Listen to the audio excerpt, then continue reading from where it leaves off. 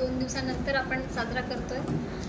मी UPSCचा अभ्यास करत असताना वेळोवेळी वाचायची आणि सगळ्यात पहिला मुद्दा आम्ही जो वाचायचो तो मीडिया आणि मीडियाने केलेला प्रहार म्हणजे तेव्हाच्या ब्रिटिशकालीन यंत्रणेवरती, आणि त्यामुळेच पहिलं दैनिक मराठीचं जे आलं होतं ते दर्पण म्हणून आलं होतं। आता काळात आपण गेलो, भूतकाळात जेव्हा आपण वाचतो जसं की सगळ्यांनीच खूप छान प्रकारे सगळ्यांनी विचार मांडलेले आहे, तेव्हा दर्पण त्यावेळेची गरज होती की सोसायटी पुढे आपल्या पुढे आहे काय त्याला जाणून घेणं आणि त्याच्यावरती प्रहार करून त्याच्यामध्ये त्या पद्धतीचा चेंज आणणं। आज विनोदनी पण त्याच पद्धतीनं मला मांडल्याचं दिसून येतं की आजची गरज काय, आजची गरज आपल्याला विकासाची आहे, विकास घडून आणण्याची आहे आणि तो उद्देशच आपल्या समोर आहे।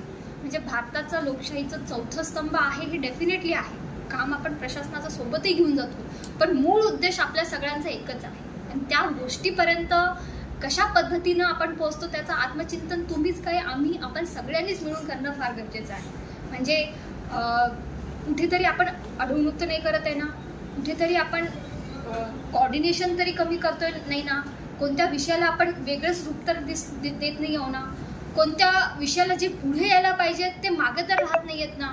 म्हणजे अशा सगळ्या गोष्टीचं तुम्हीच नाही तर आम्हीही केलेलं विश्लेषण मला वाटते कधीही चांगलं राहील आणि त्याचाच भाग म्हणून आपल्याला पुढे जावं लागणार आहे। आणि काही गोष्टींमध्ये तर सोलापूरला नक्कीच पुढच्या मी जोपर्यंत आहे माझं 100% मी देत राहील, तुम्ही पण माझ्यापर्यंत पोहोचताय मला माहिती आहे।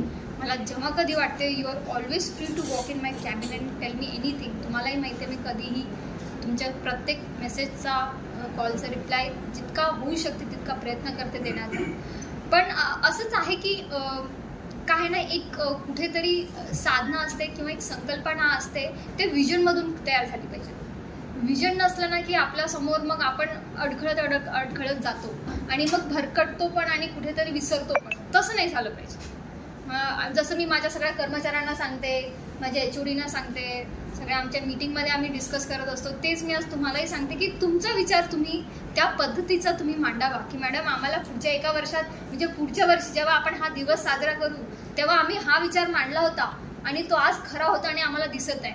म्हणजे कसं आम्हालाही दिशा येईल ना तुमच्यासोबतची आणि तुम्हालाही त्याची संकल्पना तुम्हालाही मांडता येईल, म्हणजे आपल्या दोघांनाही ती येईल। म्हणजे कुठेतरी तसं झालं पाहिजे, नाहीतर आपण सगळे एकसारखे जातोय आणि माहिती नाही जे सापडलं ते घेतोय, तसं नाही झालं पाहिजे।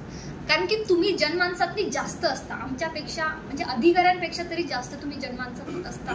तुमच्याकडे ते फीडबॅक मेकॅनिझम फार सुंदर पद्धतीचं आहे आणि तुमची डेफिनेटली आता कालच 2-4 बातम्या मी याच्या आधी गणवेशची असेल निघलेली आपली जी साहित्य जे पडलेलं आहे बिकॉज बिल भरण्यात नाही आलेलं आहे, ह्या सगळ्या गोष्टी ऑलरेडी आपल्या लिस्टवरती आहेतच। म्हणजे इव्हन सिंहासन वेळोवेळी जे लिहितं, so all things we know की हे अशा होत आहे आणि त्याच्यावरती आपण नेहमी प्रश्नाचं उत्तर देण्याचा प्रयत्न करतो, पण ते कदाचित तुमच्याकडून पण कधी आलं ना तर आम्हाला जास्त आवडेल, नक्कीच आवडेल। तुम्ही असं कधी विचार करू नका की आम्ही फक्त प्रश्न मांडायचे, तुम्ही उत्तर जरी आम्हाला दिली ना तर तितकंच आम्ही सातत्याने आणि मनापासून ते राबवण्याचा प्रयत्न करू आणि त्याच्यातनी यश, कारण की मी जसं म्हटलं आपल्याला काय करायचं आहे, विकास करायचा आहे, सोलापूरचा विकास करायचा आहे आणि तो झालाच पाहिजे, तरच आपल्या सगळ्यांचं त्याच्यातनी भविष्य घडणार आहे। नाहीतर आपण पुढचे 10 वर्ष इथेच राहू, तसं झालं नाही पाहिजे।